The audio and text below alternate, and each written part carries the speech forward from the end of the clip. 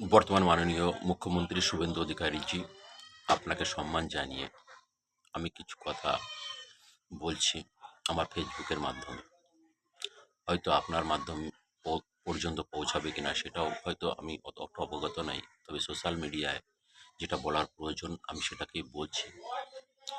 বর্তমান যে পরিস্থিতি বারুইপুরে, সেটা একটি রেপিস্ট ঘটনা। একটি 11 বছরের নাবালিকা নারীকে, বাচ্চাকে নির্মমভাবে হত্যা করেছে ধর্ষণ করে, 4-5 জন মিলে হয়তো। তো সেই উদ্দেশ্যে আমি বলবো, এখন সেই বারুইপুর উত্তপ্ত এই হিংস্র জানোয়ারদের বিরুদ্ধে মানুষের মন উত্তাল, ক্ষোভে বিক্ষোভে এখন তারা ভেঙে পড়েছে। আর সেই মুহূর্তে জনগণ পুরো ক্ষোভের মুখে, কি করবে দিশেহারা তারা। এইভাবে একটার পর একটা রেপের যদি হয়ে যায়, তাহলে তাদের নিরাপত্তাটা হারিয়ে যাচ্ছে। তারা যে এই যে নির্মম হত্যা করেছে, যে হত্যা করেছে তার মুখ থেকে শোনার পরেই তারা আরো উত্তাল হয়ে পড়েছে। সেই জনরসের মাধ্যমে তারা বিভিন্ন রকম হয়তো বেআইনি কাজ করেছে, মানি এটাও বেআইনি, করা উচিত নয়। ধৈর্য সহিত আইনের রাস্তায় থাকাটাই প্রয়োজন ছিল তাদের, কিন্তু সেই জনরসে বা সেই ক্ষোভে, সেই বিক্ষোভে তারা ভেঙে পড়েছে। সেই মুহূর্তে তারা হয়তো সেই ধৈর্যটা ধরতে পারেনি। তবে আপনার কাছে অনুরোধ করব যে আপনি যে কালকে একটা দেখলাম, আপনি মিডিয়ার সামনে বললেন যে 3টে বা 4টে কেস হয়েছে, আপনি ওই 4টে কেসের কথা এখন না বললেই নয়, পরে বলা যেত না, পরে করা যেত না ওইগুলো। এখন যেটা নিয়ে উত্তল সারা বাংলা, সেইটাকে আপনি কি পানি জল ঢেলে দিচ্ছেন। আপনি প্রথম যেটা হয়েছে, এই মেয়েটার বিচারটা আগে আপনি করবেন, আগে আপনি করবেন, বা এই বিচারটার কথাই আপনি বারবার বলবেন। আপনি বলেছিলেন যে সকালে জমা বিকালে খরচা, তাহলে আপনি অন্য যে কেসগুলোর কথা কেন বলতে যাচ্ছেন এই মুহূর্তে? কে পার্টি ভেঙেছে, কে গাড়ি পুড়িয়েছে, কে পুলিশকে উপর অ্যাটাক করেছে, কে এই মমচিং করেছে, মানুষকে গণপিটুনি দিয়ে মেরেছে, এই কথাগুলো এই মুহূর্তে না বললেই নয়।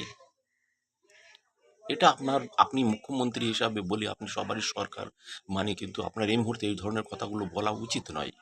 এটা বলা মান্য নয়। হ্যাঁ, আইনের আওতায় তারাও আসবে, কিন্তু পরক্ষণে এই কথাগুলো বলবেন।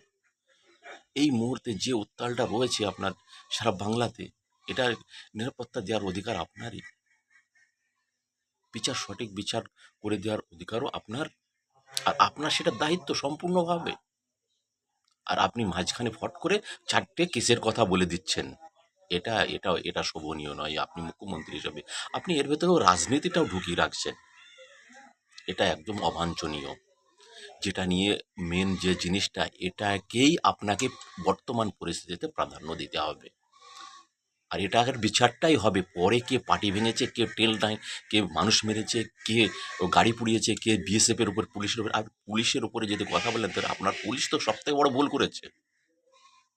আপনার নেতাও, আপনার দলের যে নেতাটা, সেটাও তো ভুল করেছে। তাহলে আপনি কতটা সিকিউরিটি দিচ্ছেন যে পুলিশটার উপরে তো অবশ্যই মানুষ পিটিয়েও মেরে দিতে পারে। যে একটা রেপিস্টকে ছেড়ে দিচ্ছে তার পয়সার প্রলোভনে, সে তো আইনের আওতায় থেকেও আইনের কাজ করছে না। এই জনক্ষোভের মাঝেও আপনি যদি এই 4টে আইনের পিছনের আরও 2-3টে আইন জুড়ে দিচ্ছেন, কেসের কথা জুড়ে দিচ্ছেন, কি সাজা দেবেন, কি পানিশমেন্ট দেবেন, তাদেরকেও আপনি মানে এটাকে যারা হচ্ছে বিশেষ করে যারা হচ্ছে দেশ যে শত্রু, সমাজের শত্রু, যারা অপরাধী, তাদেরকে বাহবা দিয়ে দিচ্ছেন। এটা উচিত নয়। আপনি এই ধরনের কথাগুলো বলার আগে 5বার ভাববেন। মুখ্যমন্ত্রী আপনি, আপনি যেমন তেমন কথা বলতে পারেন না। আপনি যে ঘটনাটা বর্তমানে ঘটেছে সেইটাকে নিয়ে আপনি সেটাকে বিচার আপনি সঠিকভাবে করবেন, তারপরে যেগুলো আছে সেগুলো পরে। এটা কিন্তু মেন জায়গায়, এটার দিকেই আপনার দিকে তাকিয়ে আছে সকলে। পার্টি ভেঙেছে, মানুষ মেরেছে, এবং যে জিনিসটা হয়েছে যেটা হচ্ছে পুলিশের গায়ে হাত করে গাড়ি, এগুলো পরে হবে। এটা আইনে আছে, জানি, আমরা জানি এগুলোও হয়, কিন্তু আপনি যে মাঝখানে খিচুড়ি পাকিয়ে দিচ্ছেন না, এটা ভালো নয়। প্রধানটা প্রথমটাই আপনি দেখবেন আগে। এটাই আশা করব। আপনার কাছে অনুরোধ থাকলো আপনি এগুলো ভালোভাবে দেখবেন। আর এই ধরনের কথা বলে মানুষের মানসিকতাকে নষ্ট করে দেবেন না, অনুরোধ আপনার কাছে। আমাকে ভিডিও যদি আপনার কাছে যদি খুবই অপরাধমূলক হয়ে থাকে তাহলে আমি ক্ষমা চাইছি।